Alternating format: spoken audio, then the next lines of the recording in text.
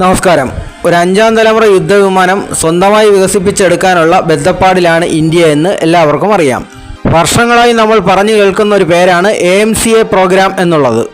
ഇതിൽ അഞ്ചാം തലമുറയ്ക്കും ഒരുപടി മുകളിലുള്ള വിമാനങ്ങളായിരിക്കും വികസിപ്പിച്ചെടുക്കുക. അതായത് 5.5 ജനറേഷനിൽപ്പെട്ട വിമാനങ്ങൾ. ഇവിടെയും നമുക്കെല്ലാം അറിയാം, ഇതിൻ്റെ പ്രധാന വിലങ്ങുതടിയായി നിൽക്കുന്നത് എഞ്ചിനാണ്. നമ്മുടെ സ്വന്തം വിമാനമായ തേജസ്സിന് ഉപയോഗിക്കാൻ വേണ്ടി നമ്മുടെ സ്വന്തം എഞ്ചിനായ കാവേരി വികസിപ്പിച്ചെടുക്കാനായിരുന്നു ആദ്യം പദ്ധതി ഇട്ടിരുന്നത്. എന്നാൽ അന്ന് കേവലം 10 കിലോ ന്യൂട്ടന്റെ കുറവ് മൂലമാണ് നമുക്ക് ആ എഞ്ചിൻ ഉപേക്ഷിക്കേണ്ടി വന്നത്. അന്നത്തെ നമ്മുടെ പ്രയത്നം പൂർണ്ണമായും ഒരു പരാജയമാണെന്ന് വിലയിരുത്താൻ നമുക്ക് കഴിയില്ല. കാരണം വിജയത്തിനടുത്തുവരെ എത്താൻ നമുക്ക് സാധിച്ചു എന്ന് മാത്രമായിരുന്നില്ല കാര്യങ്ങൾ, മറിച്ച് എവിടെയൊക്കെ ആയിരുന്നു നമ്മുടെ പോരായ്മകൾ എന്നുകൂടി തുറന്നു കാട്ടപ്പെടുന്നതായിരുന്നു അന്നത്തെ ആ പരീക്ഷണങ്ങൾ. അതിൻ്റെ ഒരു പശ്ചാത്തലത്തിൽ തന്നെയാണ് ഇന്ത്യൻ കമ്പനികളായ L&Tയും ഗോദ്രേജ് എയറോസ്പേസും ഒക്കെ തദ്ദേശീയമായ ഒരു എഞ്ചിൻ വികസിപ്പിച്ചെടുക്കാനുള്ള ആത്മവിശ്വാസം ഇപ്പോൾ പ്രകടിപ്പിച്ചിരിക്കുന്നതും. ഇതിൻ്റെ പ്രവർത്തനങ്ങൾ ഒരു വശത്തുകൂടി നടക്കുമ്പോൾ തന്നെ സമാന്തരമായി ഇന്ത്യ 6ാം തലമുറ യുദ്ധവിമാനങ്ങളും ലക്ഷ്യമിടുന്നു എന്നതാണ് പുറത്തുവരുന്ന വാർത്തകൾ. അതിനായി ഇന്ത്യ GCAPയുടെ ഭാഗമാകാനും സാധ്യതയുണ്ട്. ഇതിനോടൊപ്പം തന്നെ ആനുകാലിക പ്രസക്തിയുള്ള മറ്റൊരു ഡിഫൻസ് അപ്ഡേറ്റും കൂടി പരിശോധിക്കാം.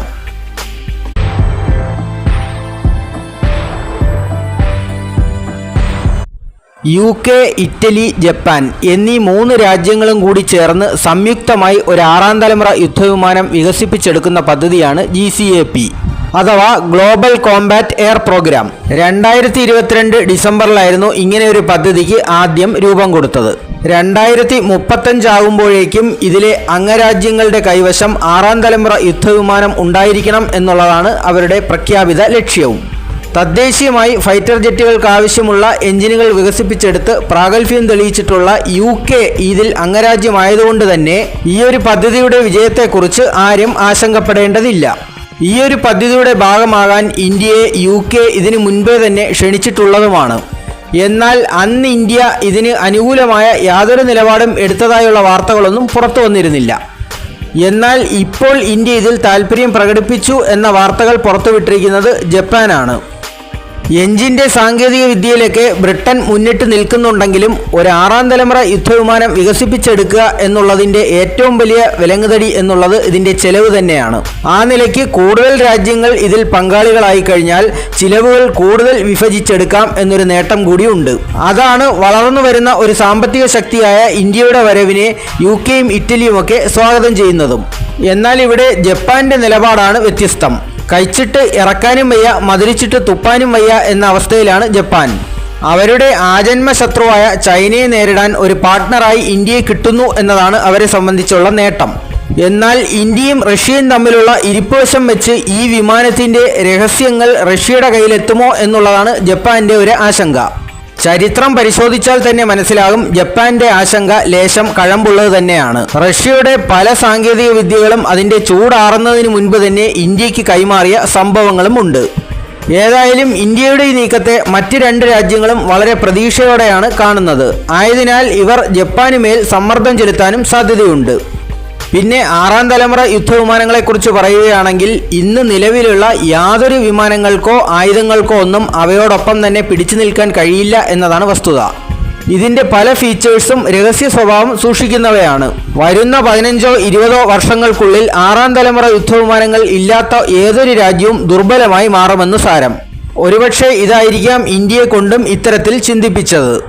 ഇനി നമ്മുടെ AMCA പ്രോഗ്രാമിൻ്റെ കാര്യത്തിലേക്ക് മടങ്ങി വരികയാണെങ്കിൽ വീഡിയോയുടെ തുടക്കത്തിൽ തന്നെ പറഞ്ഞു, L&Tയും ഗോദ്രേജ് എയറോസ്പേസും എഞ്ചിൻ ഉണ്ടാക്കുന്ന കാര്യത്തിൽ ശുഭാപ്തി വിശ്വാസമാണ് പ്രകടിപ്പിച്ചിരിക്കുന്നതെന്ന്.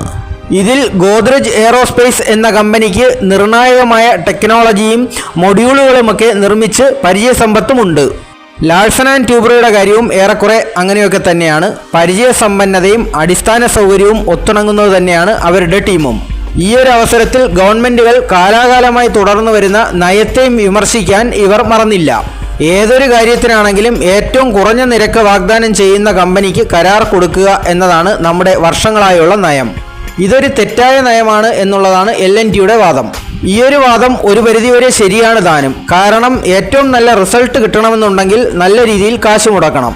ഇതിനൊരു ഉദാഹരണമായി കേരളത്തിൽ നടക്കുന്ന നാഷണൽ ഹൈവേ 66ന്റെ വർക്ക് തന്നെ എടുക്കാം. പല റീച്ചുകളിലും കമ്പനികൾ അണ്ടർ റേറ്റിനാണ് വർക്ക് എടുത്തിരിക്കുന്നത്. ഇത് വർക്കിന്റെ ക്വാളിറ്റിയെ മാത്രമല്ല കംപ്ലീഷൻ ഡേറ്റിനെയും ബാധിക്കുന്നു. വിമാന എഞ്ചിനുകളുടെയൊക്കെ കാര്യം നോക്കിക്കഴിഞ്ഞാൽ ശരിക്കും പണം ഇറക്കേണ്ട ഒരു മേഖല തന്നെയാണ്. പക്ഷേ നമ്മുടെ നാട്ടിലേക്ക് ഒരു വ്യവസ്ഥ അനുസരിച്ച് പണം ഒരല്പം കൂടി പോയി കഴിഞ്ഞാൽ ഉടനെ CAGയുടെ കണ്ടെത്തലായി പുലിവാലായി പ്രശ്നങ്ങളായി. എഞ്ചിൻ ടെക്നോളജിയുടെ കാര്യത്തിൽ നമ്മൾ പിന്നാക്കം നിൽക്കുന്നത് നമ്മുടെ ശാസ്ത്രജ്ഞരുടെ കഴിവുകേട് കൊണ്ടൊന്നുമല്ല എന്ന് ചുരുക്കം. ഏതായാലും L&Tയുടെ ഈ വിമർശനത്തിൻ്റെ അന്തസത്തത സർക്കാർ ഉൾക്കൊള്ളുമെന്ന് പ്രതീക്ഷിക്കുന്നു. ഇനി വീഡിയോയുടെ തുടക്കത്തിൽ പറഞ്ഞ ഡിഫൻസ് അപ്ഡേറ്റിലേക്ക് വരാം. അത് ഇന്ത്യൻ നാവികസേനയുടെ കരുത്ത് കൂട്ടാൻ വേണ്ടി ഫ്രാൻസിൽ നിന്ന് 26 റഫേൽ വിമാനങ്ങളുടെ മെറൈൻ വെർഷൻ ഇറക്കുമതി ചെയ്യുന്നു എന്നുള്ള വാർത്തയാണ്. 63,000 കോടി രൂപയാണ് ഇതിൻ്റെ ചെലവ്. ഈ ഒരു തീരുമാനം ഇത്ര പെട്ടെന്ന് എടുക്കാനുള്ള കാരണം പ്രദേശത്തെ ജിയോ പൊളിറ്റിക്കൽ സാഹചര്യങ്ങളാണെന്ന് കൂടി വിലയിരുത്തപ്പെടുന്നുണ്ട്. അതായത് ബംഗ്ലാദേശിലെ മുഹമ്മദ് യൂനസിൻ്റെ വാവിട്ട ചില വാക്കുകൾ.